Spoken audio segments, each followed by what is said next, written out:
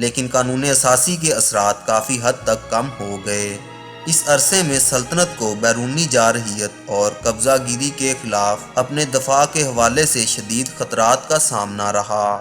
1798 میں فرانس نے مصر پر قبضہ کر لیا۔ 1877 کی روس ترک جنگ میں شکست کے بعد برلن کانگریس میں حمایت کے صلے میں 1878 میں ایالت قبرص پٹے پر برطانیہ کے حوالے کرنا پڑا۔ سلطنت اپنے مسائل کو خود حل کرنے کے قابل نہ رہی اور مختلف یورپی ممالک کی مداخلت و اتحاد کے ذریعے اس کے مسائل حل ہونے لگے۔